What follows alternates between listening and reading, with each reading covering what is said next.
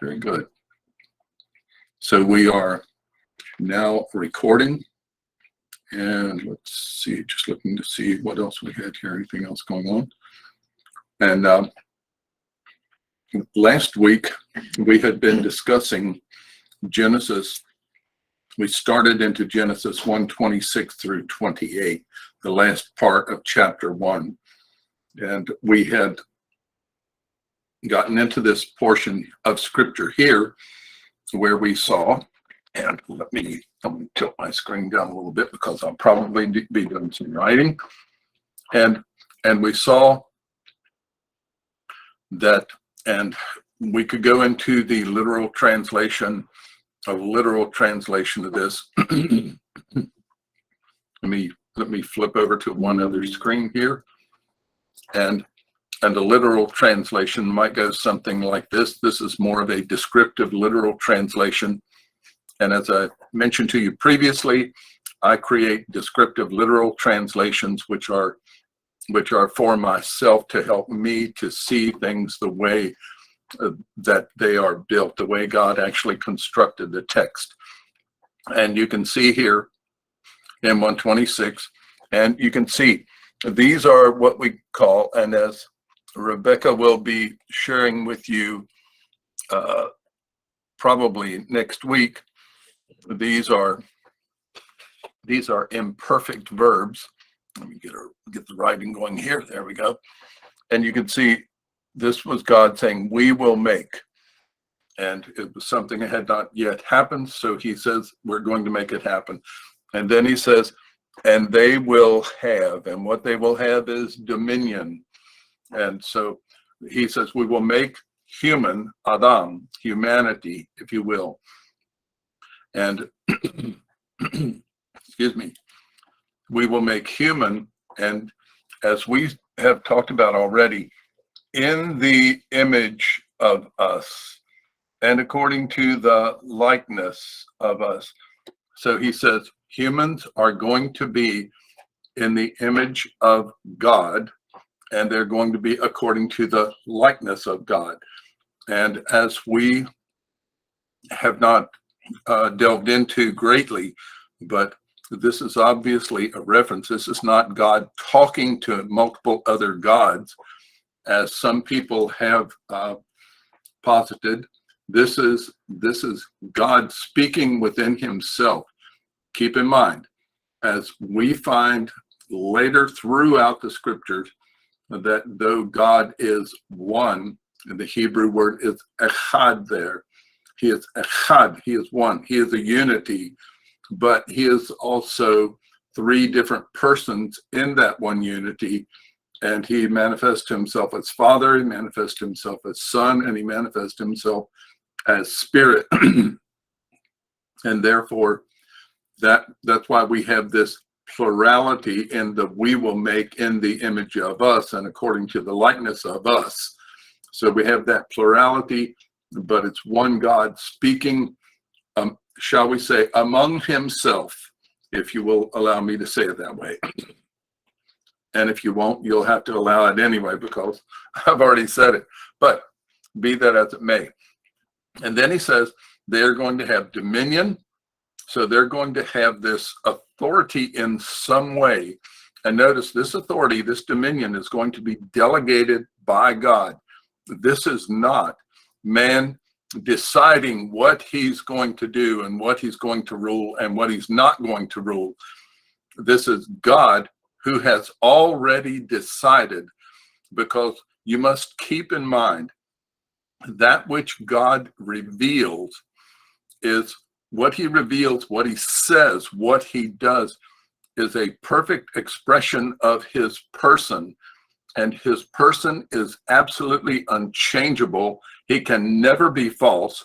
And we could look at other verses about that. That's a lot of what we call biblical theology, Old Testament. But God does not change. There's no shadow of turning. He cannot be false.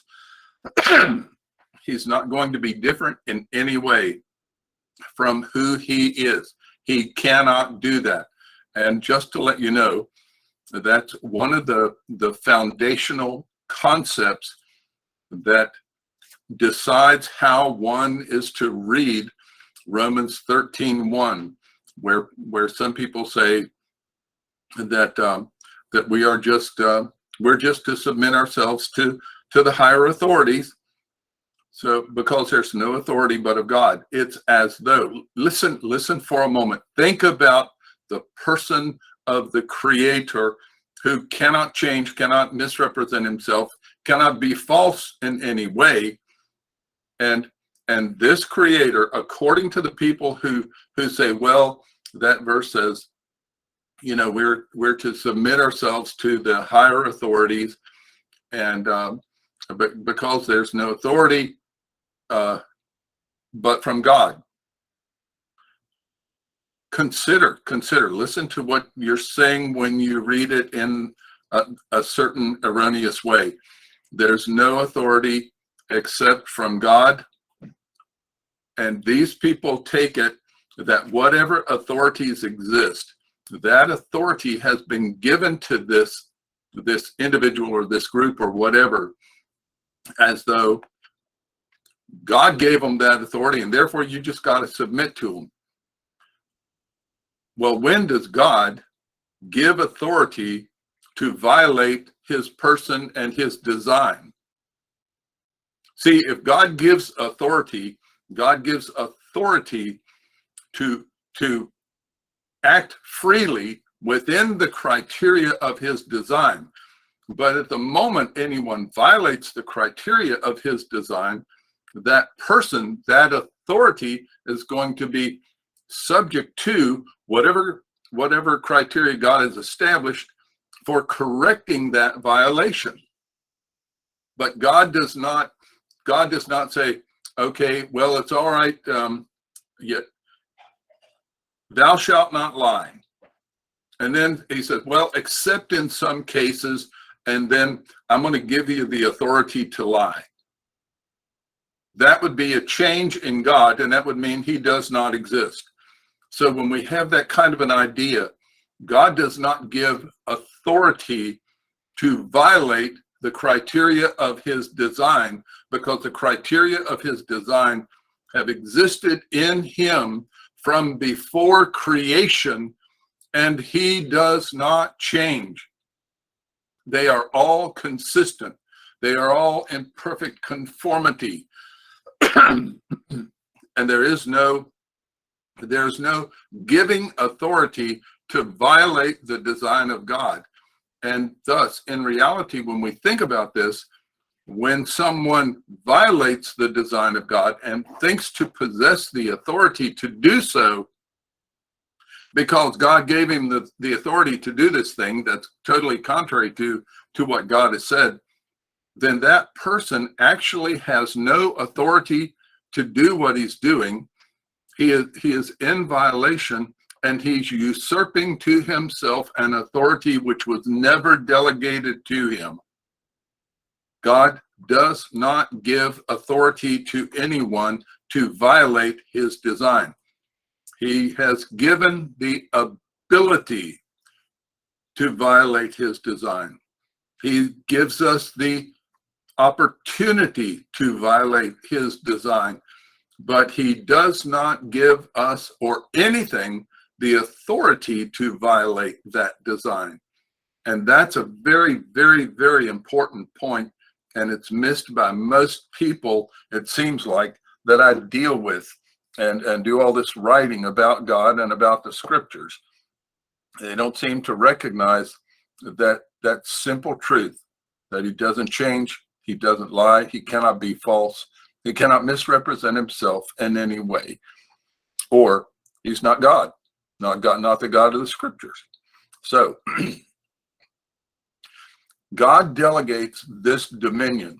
Now, just as we should be thinking, if he delegated dominion, and we have over the fish of the sea, the flying thing of the space, the beast, the entirety of the earth, the entirety of the moving things that are moving on the face of the earth, if he gave dominion to humans, then that means he has a design for how humans are to exercise that dominion.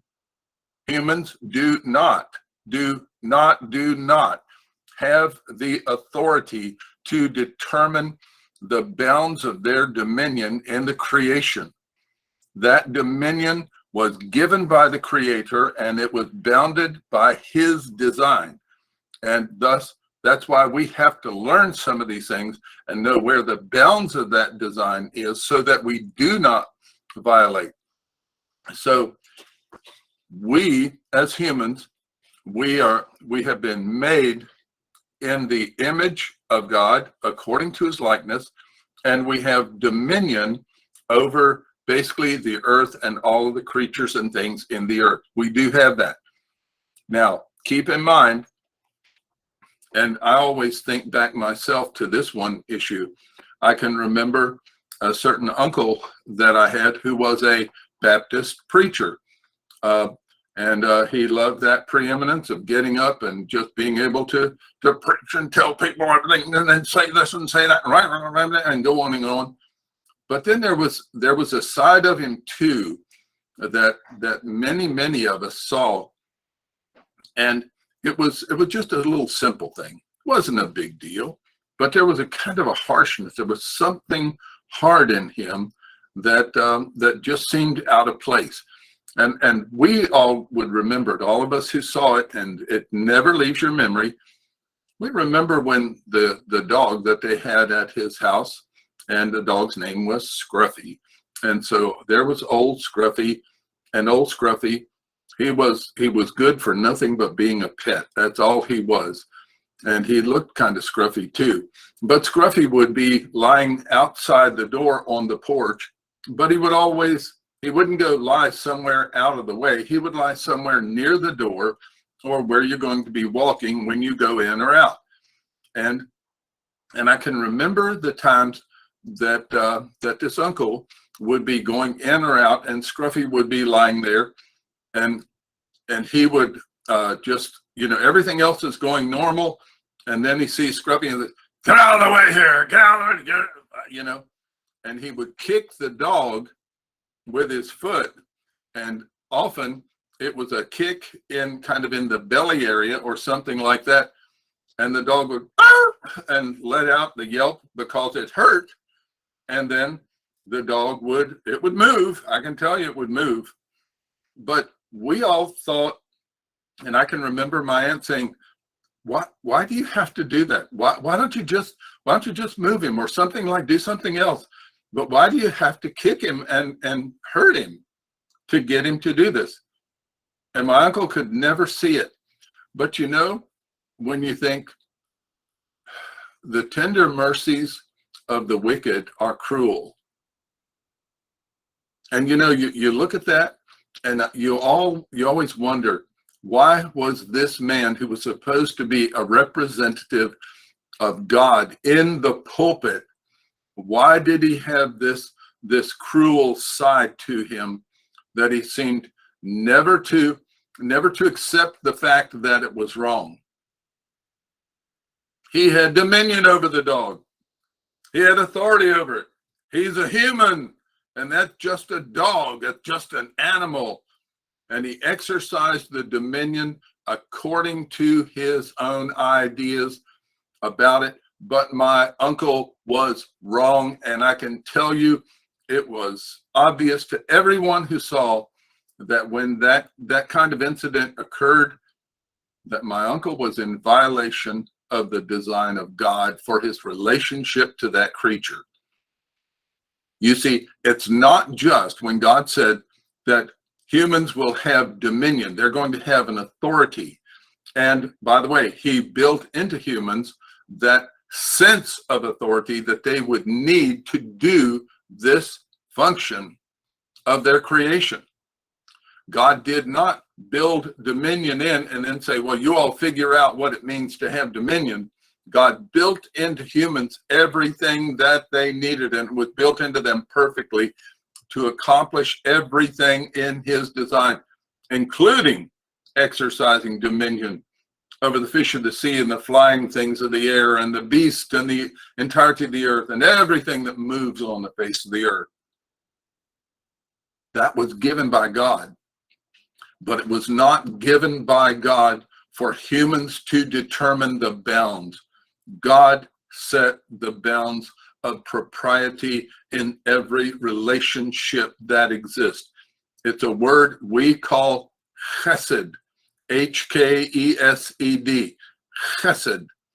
And it describes the fact that God has a perfect design for the interactions between every two things that exist in his creation. There is a right way to do everything, and everything else is the wrong way. And chesed, H-K-E-S-E-D, chesed, is a word that describes how God designed humans to interact with other things in the creation. But God's chesed relates to the relationship between any two things in his creation. There is a right way, which is the way of God, the way he designed something to function and interact, and then everything else is the wrong way. And by the way, with chesed and with doing things the right way, there's another very closely related term, and it's the word for what we say love, that you interact with something else the way God would have you to interact with that thing, and thus you are loving that thing. But that means that if you love as God loved, then you are giving of yourself to help that other thing become that which is absolutely best for that thing. And that which is best for it is that it be completely within the design of God as he would have it to become. And so love is giving of oneself to help another person or thing to become what God designed it to be. And if we don't love that way, people say, well, love is it's sacrificial. Oh yeah? Are you supposed to sacrifice beyond the design of God? You see, humans have their ideas about sacrifice. Well, like the people say, well, this preacher on TV, he said, if I'll give $100, I'll get back 1,000. Yeah, he did. But then he wants you to give that $1,000 to him too. So I'd be very, very careful of the charlatans that are out there. But this is the kind of thing that we see. God gave dominion to humans. We are his image and likeness, and we're going to talk about that a little more in a minute. But that idea of being in his image and likeness, we have dominion and authority, but that authority is bounded by the criteria of his design. Humans do not determine the bounds of the criteria. Humans are subject to the criteria, and they must learn them and know them and apply them in order to experience the blessedness the Creator designed to exist. So, excuse me. So we had, after we talked about that idea of dominion and such, and you keep in mind, everything, God has a design, a perfect design for every function and interaction of everything in the creation. Nothing does not have criteria which bound its existence, within which it is to remain. But then we saw this, and we talked about it last week. Then God created the human in the image of him. In the image of God he created him, male and female, he created them. And then God blessed them, then God said to them, and we have here, as I've listed it, that we say be fruitful, literally be productive, and become many, and fill the earth, not refill the earth. That is not a correct translation or concept of replenish. So, and fill the earth, and then kivshua, and manage her, and have dominion. And then we have essentially a repetition of the list. in the fish of the sea, and the flying thing of the space, and in the entirety of the living thing moving upon the earth. So now we've seen that side of it. Now let's go back over to our other text and let's talk a little bit about another aspect of this. We had seen here that God created man. We saw this in his image, and you remember I scratched over the word own because it is italicized. That's the King James translator's way of saying it is not there in the Hebrew text from which this is translated. So we saw the subject. We had a subject, God in the first line. Second line, he. Third line, he. The verb created is the same in all three lines. Then we saw the object. God created man, which is the word, and we have it down here in the Hebrew text, and it is the word Adam, Ha-Adam, the human. And that's because that's a basic meaning of this word Adam. You say, well, Adam was a man. Adam was the first human, and thus he's called human. There was no one else to call human except Adam until the female Adam was created. And we'll talk about that as well in a few minutes. But the point being that, so the man is the object in the first line, him, which is a pronoun which agrees in gender and number with the noun man, which is masculine singular. So this pronoun, him, is third masculine singular, and that it agrees with man in gender and number. It does not refer to the single male human being called Adam. That's not what it's saying. And you know that because when you look at the third line, and there are three lines here that we've talked about, and these three lines, in the third line, the pronoun here is them. It's plural. It is a third masculine plural. And it tells us that the word man, Adam, was a collective. It was talking about all humans. And the him is talking about all humans collectively in Adam. And then the them takes in both male and female. And then the last thing that we saw was his image, which is the image of God. Second line adds that idea that his image is the image of God. And the third line says that that image is in male and female. So that's a big issue to a lot of people, because a lot of men usurp an authority over women simply because they're women. And the men think that, well, since I'm a male human being, therefore I have absolute authority, and women are supposed to obey me, etc. And I've seen that in church situations. I've seen it in Bible college situations where men had the wrong ideas.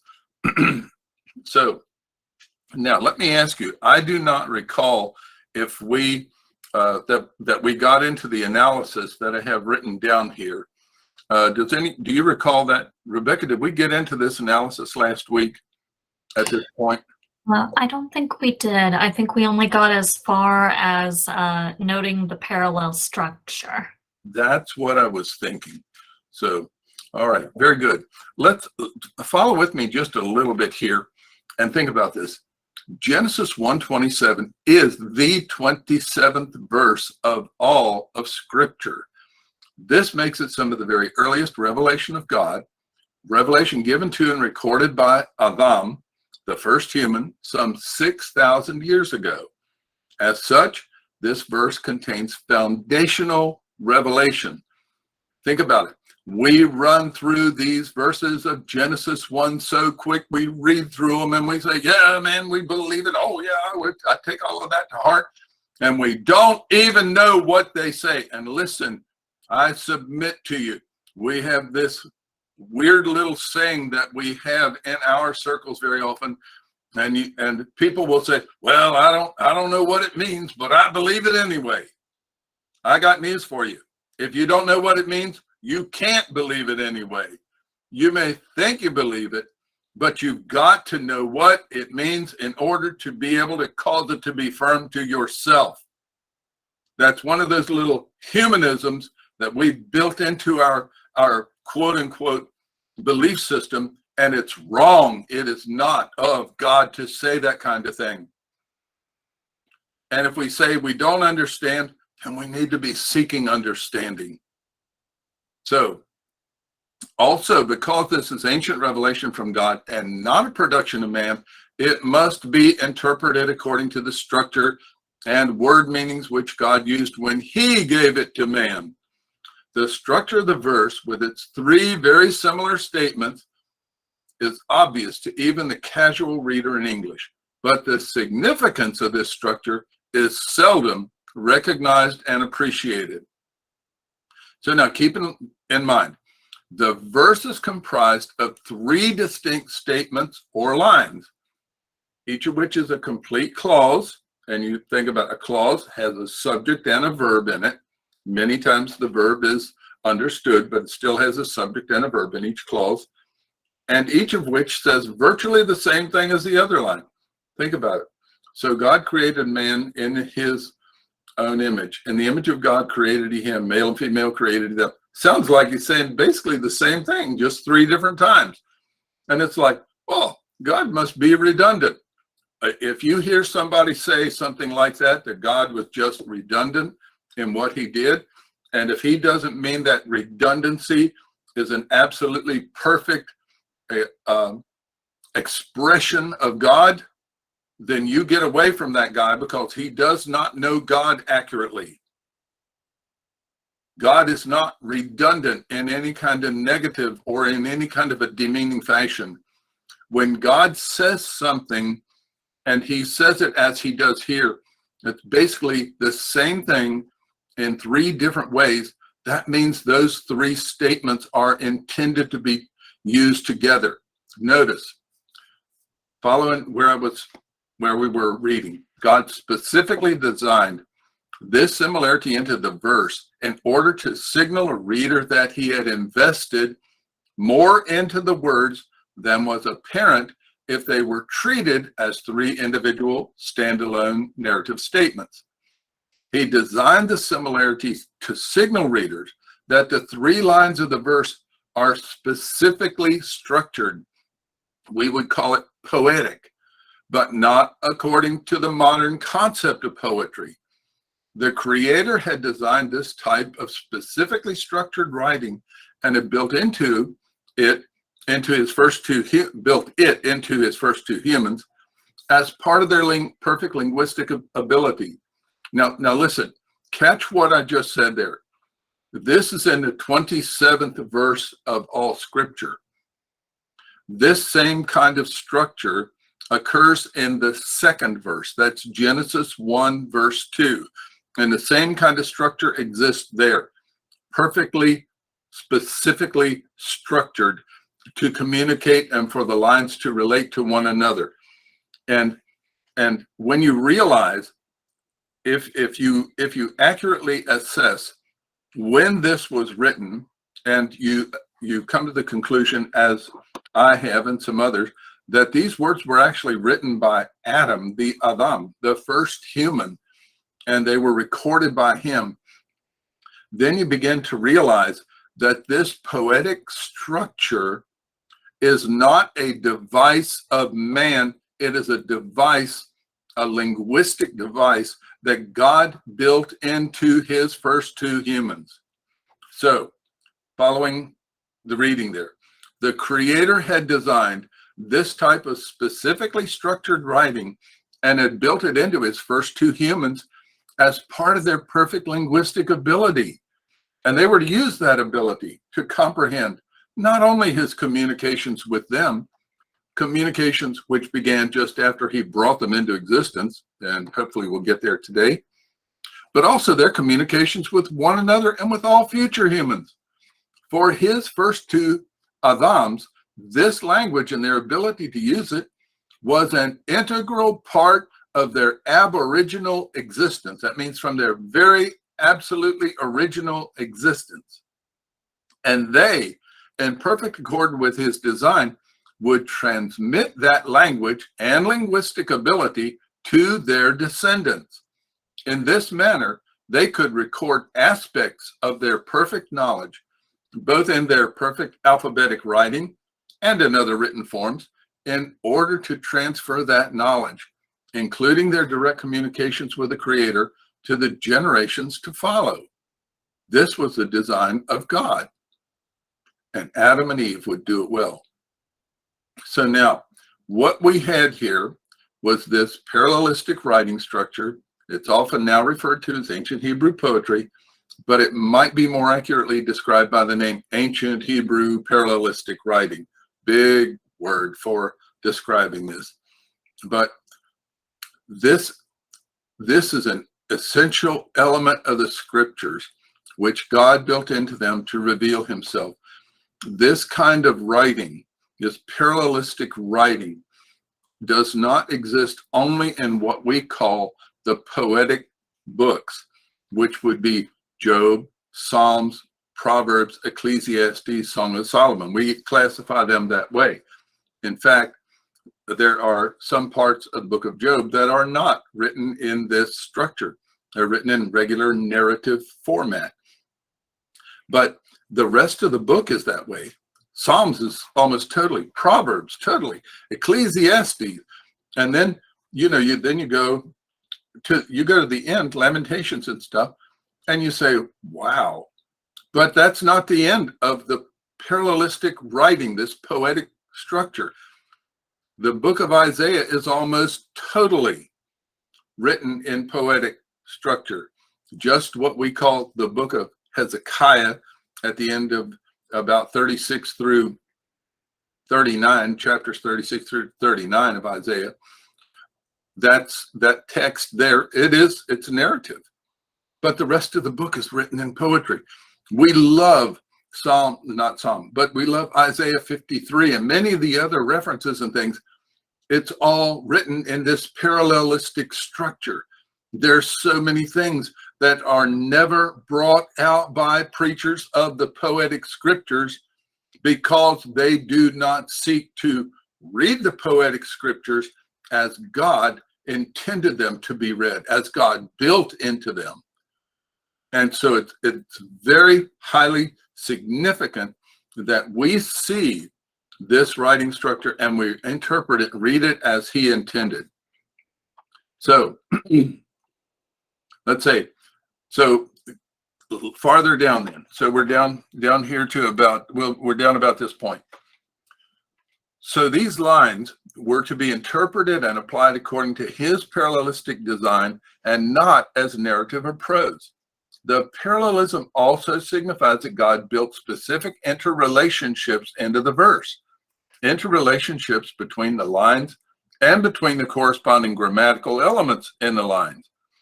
And that these interrelationships are just as much a part. And that's an important thing. They are just as much a part of what God intended the verse to say as that which each line communicates individually or on its surface. He built this structure to communicate.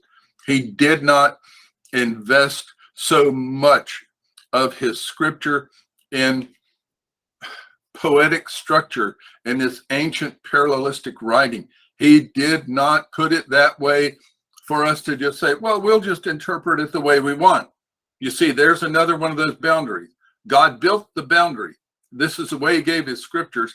And then when we say, well, I'll just read it the way I want, that is another violation of the design of God. And listen, when a man or a woman, when a human being intentionally rejects what God did, then that person in that matter is not being subordinate to the Holy Spirit of God. He is willfully, or she is willfully usurping an authority never delegated to him or her. So when somebody comes along and says, you don't need this stuff, just realize that man does not know God accurately because he does not know God's relationship to the scriptures accurately. So now people will say that this ancient Hebrew parallelistic writing, well, it's poetical, and I have read this from people who should have known better. Doctorates. They got doctorates, and they don't even know. Supposed to have doctorates from schools where they're supposed to know, and they think, well, this is poetry, so you can't really believe what it says. Just like they say about Job, well, there was Leviathan. Well, you can't really believe. That's kind of fanciful. That's embellished. It's idealized, and it's figurative, and it's metaphorical. You see, and they reach all of these conclusions because they don't read it the way God wrote it. They don't read it the way it was intended by the Creator. And so when you have people who do that, no, they do not know what they're saying. They are ignorant of the matter with which they are dealing. And I would just say, you might be in danger if you remain under that kind of tutelage or preaching or teaching. That's up to you. But just recognize that there are many, many, many, many, many out there who do not know the least bit how to handle the parallelisms which God built into Scripture. And that's why we have people read through Genesis 1:27, and they'll come out and say, well, God created man in his own image, and women are, they're created in the image of man. That's not what it says. It's not what it says. So let's go down a little bit more here. Something else. Now, I just want you to know the significance of this equality in image is that the teaching that men are in the image of God, but women are in the image of men, is totally false, and that teaching is totally contrary to the design of the Creator. And you say, well, that would put women on the same level as men. Well, if somebody says that person is just about as dumb as a rock. No. Rocks are smart. They recognize the Creator and the bounds. But humans are the ones that come up with these kinds of things. And you say, why are you so critical of people?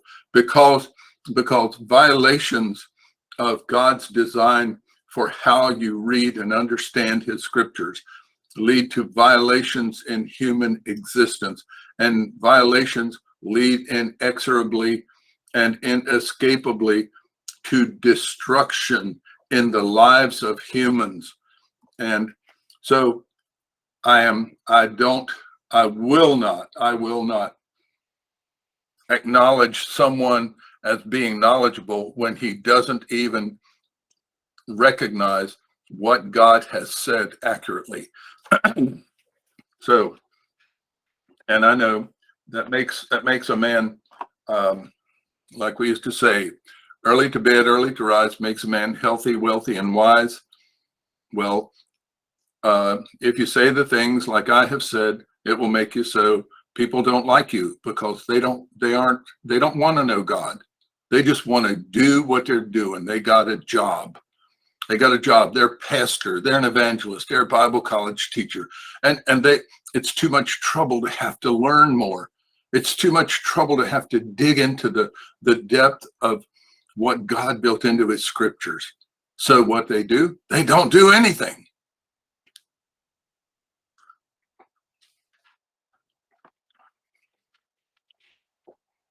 And when their lives are destroyed because they misunderstood who God was, then they say, oh, God failed me. And their children turn away from God, and their grandchildren turn away from God, and they wonder why. And they always think, well, we did the best we could. By the way, I can remember the night when my wife and we were spending the night at my mother's. This has probably been 20 years ago, before she passed away in 2003. And we were there at her home. And she and I had been talking about salvation, and she claimed to have been saved when she was young and was even baptized and all of that. And we were talking about things, and she said, well, you know what? I did the best I could. Because she was saying, I took you all up to church. I would take you to church and Sunday school. Well, she would. She would take us and drop us off at church and Sunday school, and then she would go back home. And what kind of testimony of God is that? She drops us off. It's for you kids, but this is not for us adults. And then she said, she made the statement, common statement you hear from adults or parents and people who've had responsibilities wherein they failed. And she said, I did the best I could. And I made the serious mistake of saying to Mama, no, you didn't. And her eyes narrowed in a glare at me. And she said, what do you mean I didn't? And I said, Mama, you did not do the best you could. And I mean, she was hot in a flash, mad. And I could tell, I knew, but I was going to say it. I said, no, Mama. I said, you could have done this. You could have stayed with us at church. You could have done something else here. And, just a couple of little, very, very general things. And I said, you could have done that, but you did not. And I said, that was what we needed, but you did not. So you did not do the best that you could have done. And it was amazing because in about a flash, I thought it was about 1 o'clock in the morning on a very cold night in December. And I thought she was going to throw us out of her house, literally. And, but something intervened, and I'll not go into that for now. But she was mad because I said, you did not do the best you could. See, humanism, I did what I thought was best. Well, who cares? Was it the design of God that you did? So let's look a little more. Let's go over into another document here, and let's look at the matter of this thing of image and likeness. And so in this document, it's kind of a somewhat very similar to the previous, but this document deals specifically with the image and likeness of God in his human creature. And you notice I put in the subtitles of this document that a representation, that is a tselem, the Hebrew word tselem, and a likeness, that's the Hebrew word demuth, not a carved shape, which is a pestle. We are not pestles. We are not in the form, the physical form of God. We are a representation, a likeness, and let's see a little bit what that meant. Let's go down here. So we'll get down here and to get below the Hebrew text.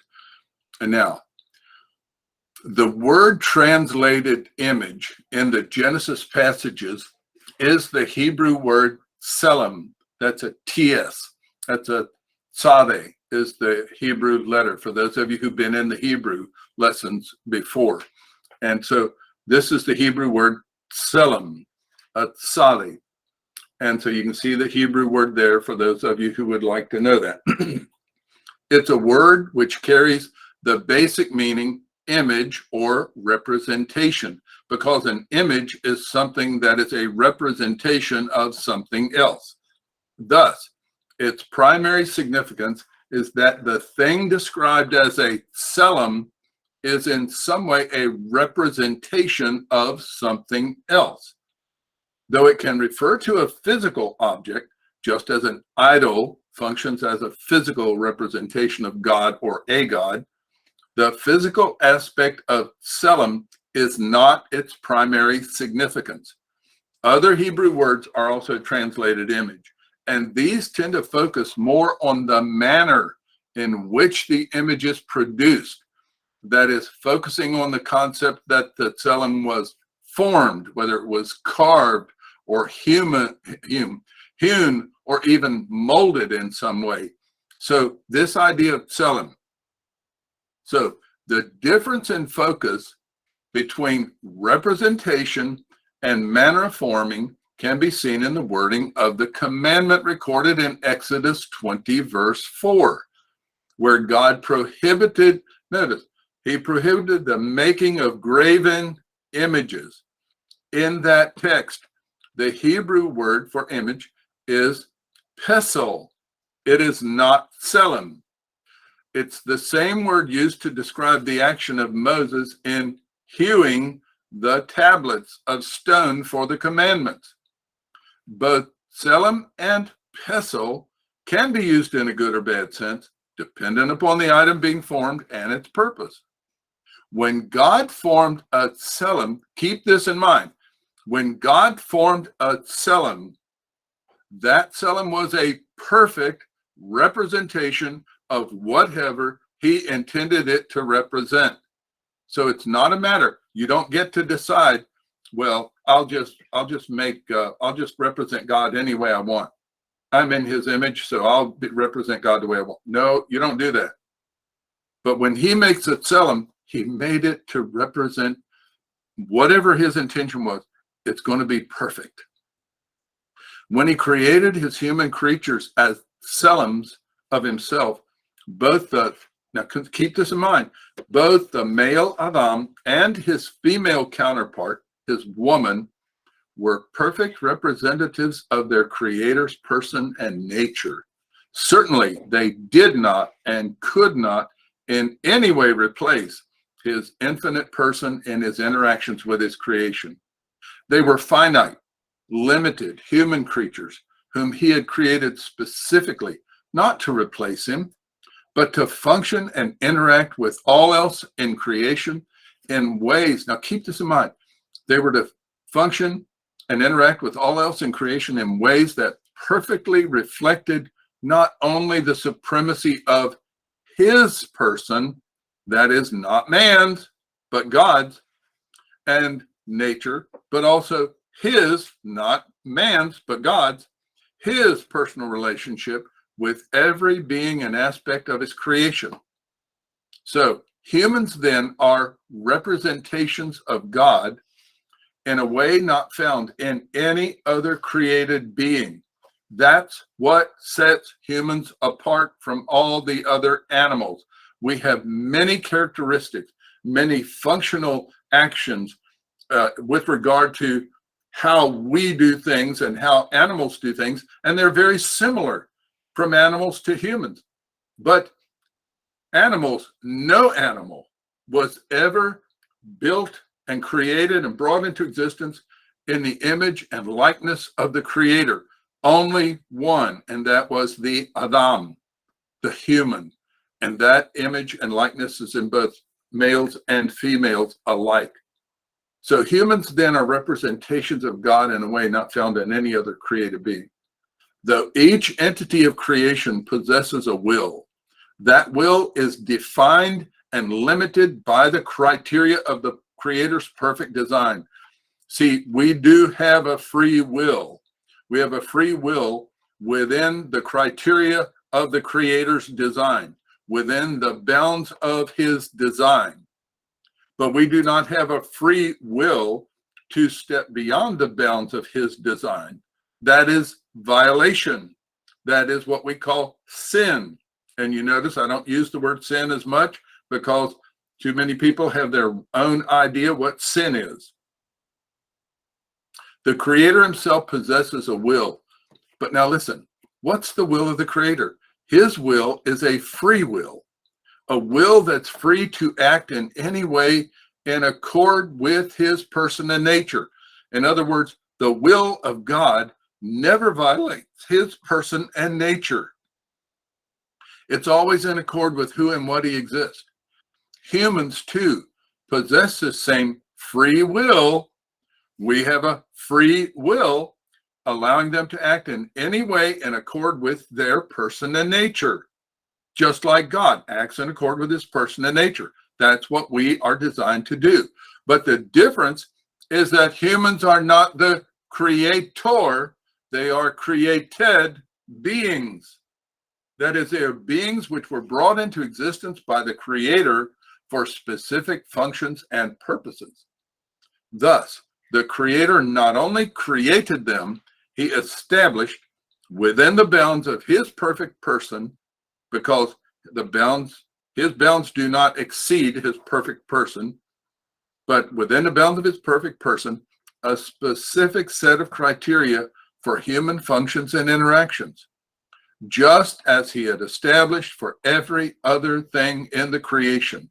That is, God had a perfect design for everything that he brought into existence. This was not a binding, a restriction, as conceived by those humans who resist and reject his design. These criteria formed an incomprehensible freedom within the bounds of his design for their existence. Within their perfect nature as created beings, specifically related to and representing the Creator. Listen, humans are free. This is the message of Ecclesiastes, what Solomon said under the influence of the Holy Spirit of God. Humans are free to eat and drink and enjoy the fruit of their labors as they see fit. All they have to do is stay within the bounds of the criteria of God's design. You know, a lady asked a question recently about, how do I show love to God? You show love to God by seeking to conform yourself to what is absolutely best in his sight. Well, what is best in his sight? His design, because it's a representation of his person perfectly. So when we conform ourselves to his design, we love God. And when we don't, we are not loving God. So now, next paragraph. Humans were not made simply to be representatives of the Creator. Each was also made to be a likeness of him. Though the two words may refer to one and the same thing, they are not synonyms. This word, demuth, is a passive form from the root dama, to be like, to resemble, which refers to something which, when seen or perceived in some way, calls to mind the thing it represents or from which it originates. Accordingly, humans were designed to look like, to resemble the Creator and his design in their every function and interaction with everything else in the creation. In this part of his revelation, God moved Adam to use both words, selim and demuth, together in verse 26 in a synonymous parallelism structure to clarify unmistakably the nature of humans in relationship to their Creator. Since a selim, a representative, can misrepresent the one for whom it stands, Adam used the word demuth, likeness, to indicate that the representation was to perfectly reflect the person and nature of the God who built it. Like God, the Creator, humans were totally free to make choices within the bounds of their person and nature. Like the perfect Creator, they were to receive and assimilate all the information coming to their senses, correlate and evaluate that information, reach conclusions regarding the implications and significance of their evaluations, and act in accord with all aspects of their conclusions. Their Creator, however, is the non-finite, transcendent God who possesses absolute knowledge of every aspect of every situation and condition, and who knows the result to which every possible course of action leads. Humans, on the other hand, are finite, limited in all their abilities, and in the effects of the first man's violation, every generation of the descendants of that first man and woman would come into existence with the same person and nature as that of their parents. God had built the creation as a system. The creation is a system wherein his design criteria were the governing laws over all creation.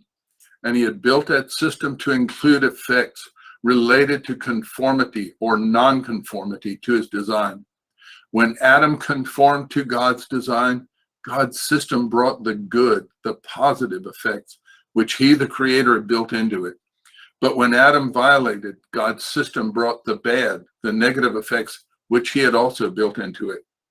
At the moment of the male's violation, something changed in him and in the entirety of creation. At that moment, the man and his woman began to sense an emotion they had not yet known experientially. Seemingly inexplicably, that emotion, later to be called fear and afraidness, was directed toward the one who had brought them into existence and who sought only the absolute best for them. They and all their descendants remained free to act upon their conclusions, but they were never given authority to exceed what they were. Though they possessed both the ability and the opportunity to violate what they were as created beings of the infinite creator, they never received the authority to violate or in any way exceed the bounds of their existence within the bounds of his person. So you can see the image and likeness is not a form. We are to resemble God, and we are to represent him to all else in creation, and we are to do that in a way that resembles him, that is like him, the way he would relate to all in creation. That's the way we are to relate to everything else in creation. That is the image and likeness of God. It is not some kind of a weird idea that people make up about it. It's straight out of what he said in his word. So anyway, before we go on, is there any question or any thought? Oh, and by the way, the question has arisen at least at another point in time with regard to if we are doing the design of God and we are and yet we are experiencing bad effects or bad influences from that which is around us, then how do you explain that? I was asked that. How can you explain that when bad things happen, so to speak, to good people? Well, even the best of us in this creation, we live in a world where the whole world is filled with humans who are in violation of his design. It is subject to the prince of the power of the air, who does things to try to turn the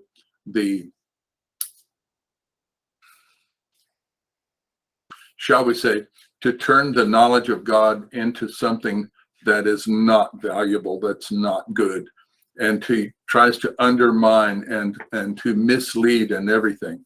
And so when we experience these things, the issue is this: when we walk in the design of God, as we experience those things, we still represent God accurately in those situations.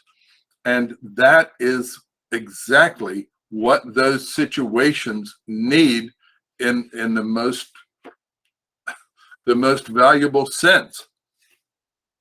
We represent God, and when we represent God in those situations of suffering and hardship and everything like that, and when we do not turn to the mind of humanism, but we represent him accurately, we can, in the midst of even suffering and hardship and everything else, we can experience the blessedness of God upon our lives, because when a man's ways please the Lord, God is making even our enemies to be at completeness with us. Doesn't mean that they won't kill us, but if they kill us, we die in Christ. We die within the design of God, and we already know that the death of a chesed one, which is Psalm 116:15, I believe it is, that is something that's precious in the sight of God. So So does that not mean that we're going to have the blessing of God in our existence when we do have to suffer those things? Because we know that we are representing him accurately, that we are a likeness of what he would have us to be in this world. So you see, the problem with Christians is we say, oh, well, I'm suffering. And we start whining and moaning. And as soon as we start whining and moaning, as though, oh, God's done me a disservice. I don't deserve this. Oh, why doesn't God protect me? I shouldn't have to be subject to these things. Maybe the people you're touching in this world need you to be a testimony to them of the God who exists, because they'll never see him otherwise. But we know better than God. So we whine and moan and we cry, and we thus misrepresent God. We act in ways that are not in the likeness of the Creator. And the world is reading it all. The world is reading, and the world reaches conclusions, and they say, if that's your God, I don't want anything to do with him.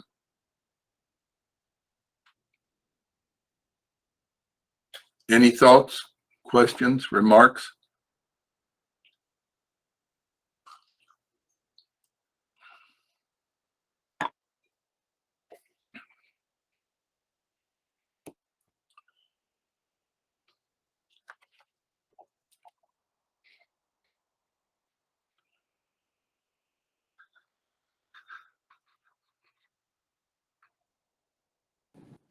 Oh, one thought is we have plenty of examples of what you just said in Scripture, so that should confirm that.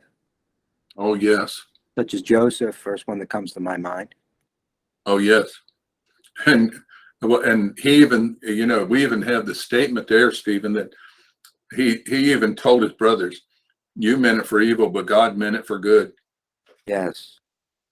And yet he remained faithful to God in all of it. As a matter of fact, in one of the movies about that, or about the Bible that was on TV at one time, it seems that the way they represented Joseph was, let's just say, he was not a likeness of God in his suffering time. He was a little bit selfish. But I've seen both. I've seen movies that showed him to be totally unselfish in a sense, and some that have shown him to be selfish. And you're right.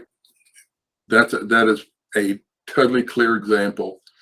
And he could, but see, that's the thing, Stephen. God can see the end from the beginning. We can't. We don't see where it's going. Can you imagine? Can you imagine when Paul and the Roman centurion and all those people, I've forgotten how many people was it, 276 that were on that boat that was taking him to Rome. And all those people, when they're in the storm and they lighten the boat, they throw all this stuff overboard and everything, and then the boat is still going to sink, and they know they're going to be cast on the rocks. The boat's going to be broken up, and basically the idea of every person in that situation would be, and with perhaps one, the Apostle Paul. That guy he was probably considered a nut by a lot of people, but I'm sure glad he was. And the thing is, they think we're going to all be drowned. And I submit to you that if Paul no doubt thought, if I drown, that's okay. That's okay. That just means I don't have to go to Rome. But in reality, he knew that was where he was going. And he knew that God was going to take him there. And it's amazing that every person on that boat lived. Not one of them drowned. And we would have looked at it from the front and we'd say, we're all going to die. Oh no, we're all going to die. And the only person who seemed to know different was Paul. He said, no, we're not. No. basically, God has given all of you to me. You're all going to make it. And we would have thought, oh, no, you don't. But it would have looked like it was a totally helpless case. But then they all forgot God, but Paul did not. So, good thought. Anything else from anyone?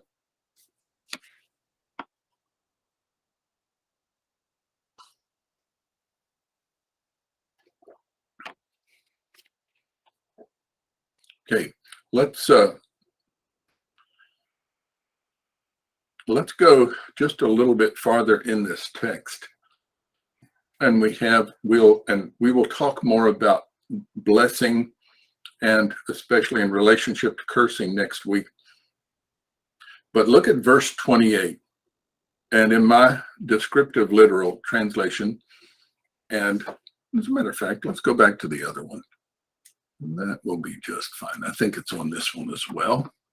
I think I got verse 28 down here. So come on, wake up, machine. Dial's not working. We'll just roll it down.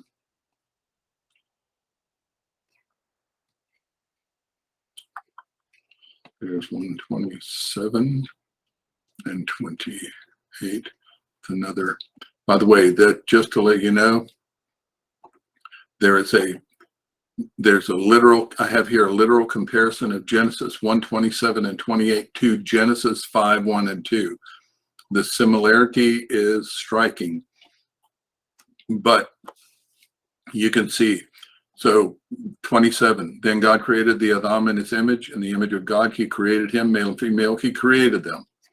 In Genesis 5:1, right after the statement, this exists the record of the origins of Adam. And then in the day of the creating of God, that is God creating, the day of God creating Adam, in the likeness of God, he made him, male and female, he created them. And then in 27, then God blessed them. Same thing in 5:1 and 2. And then he blessed them. Same kind of thing. Very, very, very similar structure. And you'd say, why is that? And I submit to you, that's because right here is where there is a shift from the hand of Adam to the hand of Seth in the writing down of the record. Adam would still live many, many more years, but he let, if you will, he would have Seth to be the writer, the preacher of righteousness who writes down this account. But you notice, so I said, the first, Genesis 1:27, 28, appear to be the record of a first hand. That is the one who received or saw and recorded the original account. And the second, Genesis 5:1 and 2, appear to be the record of a second hand. That is one who calls attention to the original account and its significance by reiterating the content of that original account without intending to copy it. There was no intention to copy the account. It was to draw attention to that original account and its significance by reiterating content of that original account. Those people were smart enough to know how to copy as they needed, and this was not an intent to copy. Seen in this manner, the original account would have been that which was written by Adam, and the second would have come from the hand of the first man to whom Adam entrusted the keeping of the record, Seth, his faithful son. This is exactly the case. The first one, Genesis 1:27, 28, this is the record of the Adam, the original record. And the second one, very similar in 5:1 and 2, but now it's the hand of a man who was born into the world, not created in day 6 like Adam had been. So just an interesting thing about that text there. But as we go on, and we'll just touch on this, we have in 28, and God blessed them, speaking of the Adam and his woman. And God said unto them, be fruitful and multiply, replenish the earth and subdue it, have dominion, etc., etc. Now, just very quickly to introduce what we're going into next week, Becca, this idea that God, where we have, and this could literally be translated, then God blessed them, then God said unto them, then what is the significance of then God blessed, then God said unto them? What does that tell us about Adam and Eve at this moment in time with respect to a linguistic ability? It demonstrates that in the very first day of their existence, they were able to comprehend language, which meant that from the beginning of human existence, language existed fully formed, and humans had that complete linguistic ability. So language is not something that developed over time, and humans' linguistic ability is not something that developed over time. But Rebecca, that seems like then that if there would have only been one language built. Or did he build multiple languages into Adam and Eve, or was there just one? Only one. Okay. But we have a lot of languages nowadays. I think some people estimate that there are 6,000 or 7,000 or more languages in the world, including many that haven't even been reduced to writing yet. Okay, so if we only started with one, Rebecca, how do we get here? There had to have been an external agent acting upon the one language to bring multiple languages into existence. And that one external agent was God, and the event was the mixing of language at Babel. Oh. Now, just briefly, wait a minute. I thought it was the languages were confused or confounded or something. Why do you say the mixing of languages at Babel? Where do you get that idea of mixing? The Hebrew word translated confused or confound there in Genesis 11, that Hebrew word is balal, which literally means to mix. So God took the elements of the original language. What elements? What do you take? What do you mean?